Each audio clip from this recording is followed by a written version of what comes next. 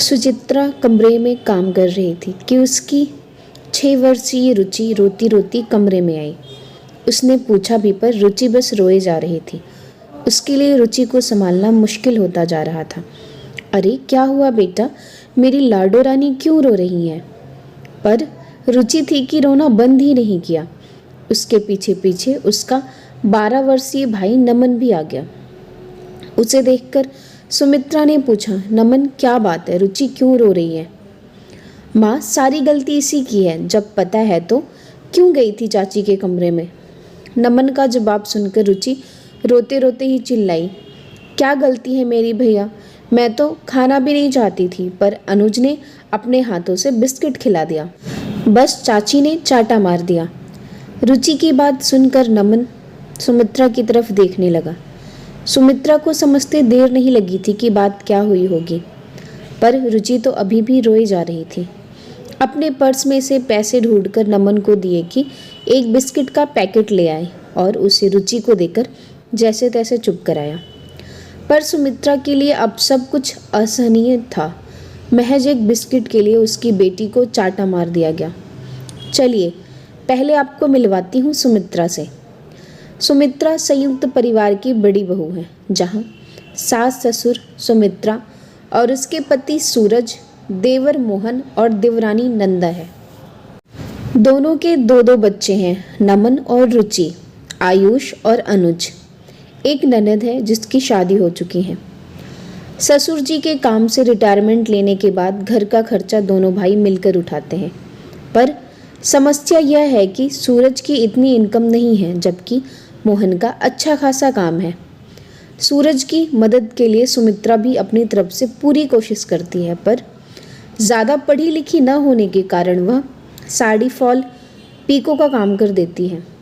पर उसके बावजूद भी पूर्ति नहीं होती, क्योंकि एक्स्ट्रा खर्चे जैसे माता पिता की दवाइयाँ, बहन के ससुराल में कोई प्रोग्राम होना, मेहमानों की आवाभगत के लिए खर्चे करना आदि सूरज और सुमित्रा को देखने पड़ते थे।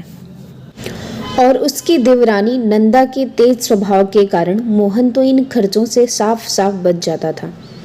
माता पिता भी उससे ज़्यादा कुछ नहीं कहते और ना ही दोनों बेटियों को अलग करते। उनके अनुसार तो परिवार में एकता होनी चाहिए। ये अलग बात है कि उस एकता के चक्कर में बड़े बेटे बहू पीस रहे थे।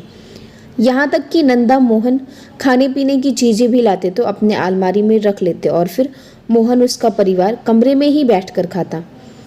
एक दो बार सुमित्रा ने कहा तो सासू माँ ने तर्क दिया कि हर माता पिता अपने बच्चों के लिए करते हैं, अगर वो लोग अपने बच्चों के लिए लाते हैं तो इसमें क्या गलत है।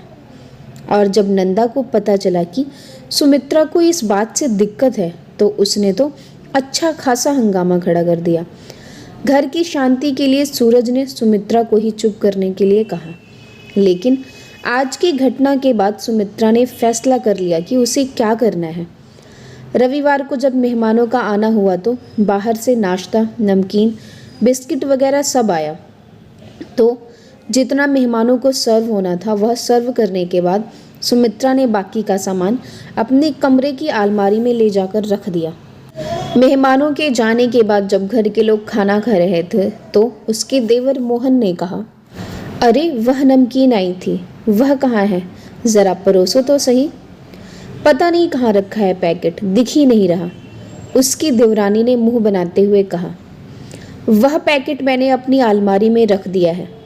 सुमित्रा के इस जवाब से सबका ध्यान सुमित्रा की तरफ गया। भला उस पैकेट को अलमारी में रखने की क्या ज़रूरत थी? खाने के लिए लाया गया तो सबको सर्व करो। सूरज ने कहा, नहीं, वो अलमारी में ही रहेगा, जब मेरे बच्चों को ज़रूरत होगी मैं उन्हें खाने के लिए दे दूंगी। बहू, यह क्या तरीका है? तुम बड़ी बहू होकर कैसे स्वार्थ भरी बातें कर सकती हो? माफ़ करना माँ जी, पर यह सब बातें मैंने इसी घर के लोगों से सीखी हैं। ये कैसी बातें कर रही हो तुम? तुम इस घर की बड़ी बहू हो, तुम स्वार्थी कैसे हो सकती हो? घर के बड़ों को स्वार्थी होना शोभा नहीं देता। जब एक बिस्किट के लिए मेरी बच्ची को थप्पड़ मारा गया था, उस दिन ये माँ स्वार्थी हो गई थी। जब घर के बड़े अपने ही दोनों बच्चों में फ़र्क करते हैं, तब इस माँ को स्वार्थी होना पड़ा। और मैं अपने बच्चों के लिए इतना तो कर ही सकती हूँ। और वैसे भी माँ जी, आप ही ने तो कहा था कि माता पिता अपने बच्चों के लिए इतना तो करते ही हैं। इतना कहकर सुमित्रा अपने कमरे में चली गई।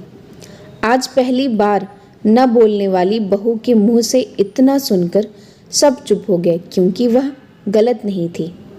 सबको उम्मीद थी कि सूरज कुछ न कुछ जरूर कहेगा और बहू को सबक सिखाएगा, पर उम्मीद के उलट सूरज ने चुप रहकर अपनी मौन स्वीकृति दे दी।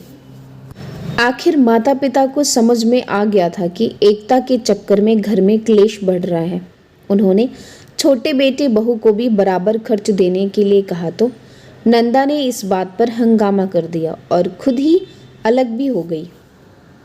अगर आपको ये कहानी पसंद आई हो तो चैनल को ज़रूर सब्सक्राइब करें।